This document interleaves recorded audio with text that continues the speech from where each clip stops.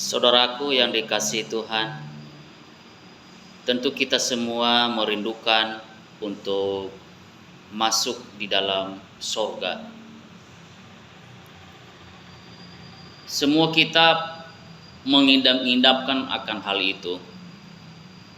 Namun yang menjadi sebuah pertanyaan bagi kita adalah, bagaimana caranya kita supaya masuk dalam sorga? Apa yang harus kita perbuat dalam kehidupan ini? Saudara yang dikasihi Tuhan, Alkitab memberikan jawaban yang jelas.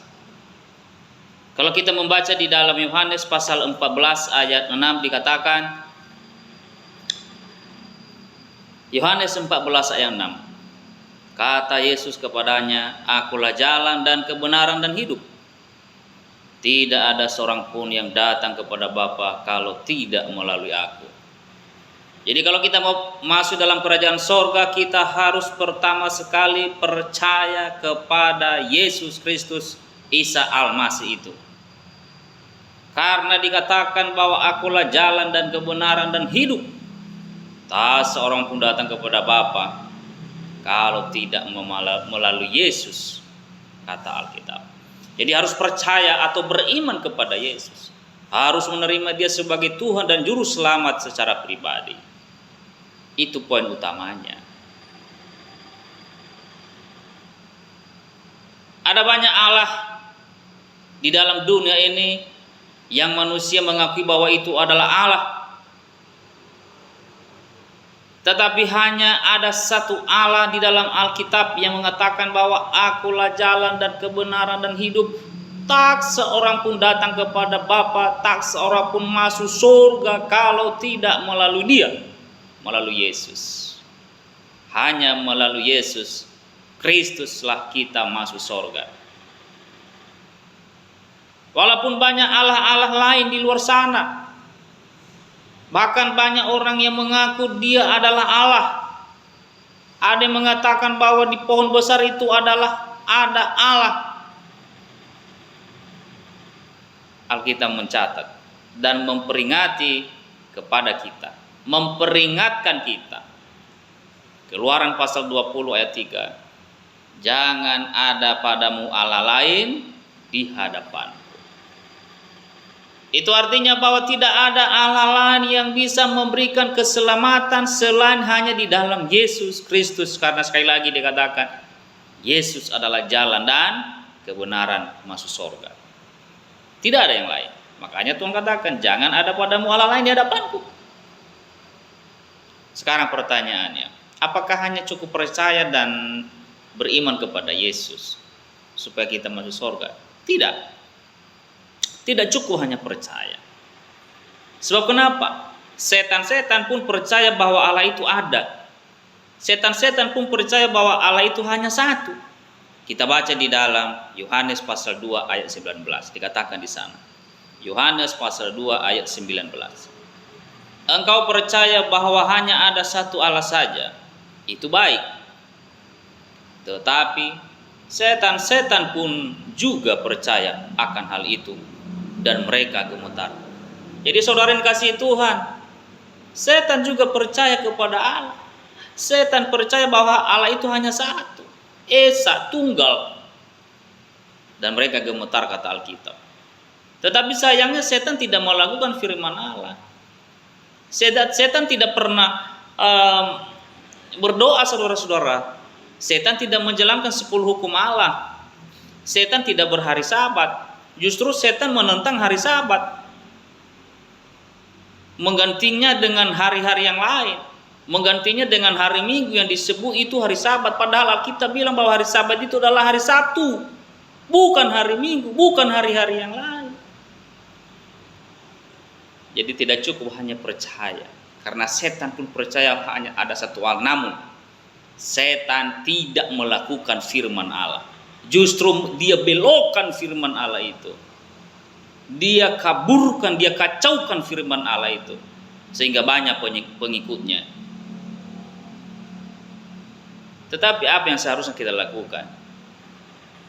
Kita harus, selain kita percaya beriman kepada Yesus, kita juga harus menjadi pelaku firman.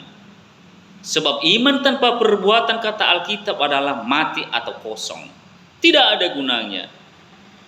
Ya. Sia-sia saja kalau hanya cukup beriman.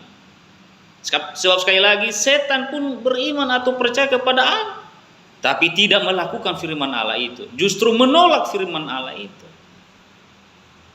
Yakobus pasal 2 ayat 26 katakan, sebab seperti tubuh tanpa roh adalah mati, demikian jugalah iman tanpa perbuatan adalah mati. Saudara, jelas Alkitab katakan bahwa tidak cukup hanya beriman, tidak cukup hanya percaya kepada Yesus, tetapi kita harus melakukan firman itu dengan setia. Itulah penurutan. Jadi jangan anggap bahwa sudah cukup percaya kepada Yesus, sudah cukup beriman kepada Yesus. Tidak. Kalau Anda hanya cukup percaya dan beriman kepada Yesus, itu sama saja Anda sama seperti setan, saudara-saudara. Karena setan tidak pernah melakukan firman Allah. Memang dia percaya bahwa Allah itu ada. Dia percaya bahwa Allah itu hanya satu. Dan Alkitab tadi katakan mereka gemetar. Tetapi Alkitab katakan setan tidak pernah melakukan firman Allah.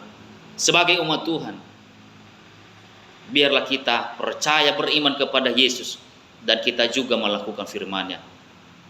Jangan katakan bahwa firman Allah, 10 hukum Allah itu sudah dipakukan di kayu salib. Selesailah hidup kita ini. Justru hukum Allah itu adalah hukum yang memberikan kita pedoman hidup. Bagaimana sebagai umat Tuhan, bagaimana kita mengasihi Allah dan mengasihi sesama manusia. Hukum pertama sampai hukum kelima itu menunjukkan kepada kita, ya. Hukum pertama sampai hukum keempat itu memberikan kita satu pemahaman bahwa kita harus mengasihi Allah. Dan hukum kelima sampai hukum ke-10 itu menunjukkan bagaimana kita mengasihi sesama manusia. Jadi jangan katakan bahwa hanya cukup percaya beriman, tidak. Harus melakukan firman Tuhan. Salah satu di antara 10 hukum Allah itu yang sering banyak dipertentangkan di kalangan umat Kristen sampai sekarang ini, dulu dan sampai sekarang ini, adalah tentang hari Sabat. Mereka mengatakan bahwa hari Sabat sudah dipakukan di kayu salib. Kapan hari Sabat dipakukan di kayu salib? Tidak pernah hari Sabat dipakukan di kayu salib. Hari Sabat itu kekal. Diawali dari zaman penciptaan. Kejadian pasal 2 ayat 1 sampai 3. Jelas Allah memberkati hari Sabat itu, menguduskannya. Ya. Sabat itu kekal, tidak pernah dipakukan di kayu salib. Itulah sebabnya Yesus memberikan contoh teladan bagi kita. Di dalam Lukas 4 ayat 16 katakan, seperti biasanya Yesus datang ke rumah ibadat pada hari Sabat. Yesus masuk pada rumah ibadat setiap hari Sabat. Karena Alkitab mengatakan seperti biasanya, ya. Kebiasaan Yesus pada hari Sabat dia masuk rumah ibadat. Bukan pada hari yang lain, bukan pada hari Minggu, bukan pada hari yang lain. Karena hari Sabat adalah hari kudus yang telah Tuhan ciptakan bagi kita, dan dia beri teladan bagi kita umat Tuhan. Biarlah kita menjadi pelaku-pelaku firman. Tidak cukup hanya beriman percaya, tetapi menjadi pelaku firman Tuhan itu dalam kehidupan kita sehari-hari. Tuhan memberkati kita. Shalom. Haleluya.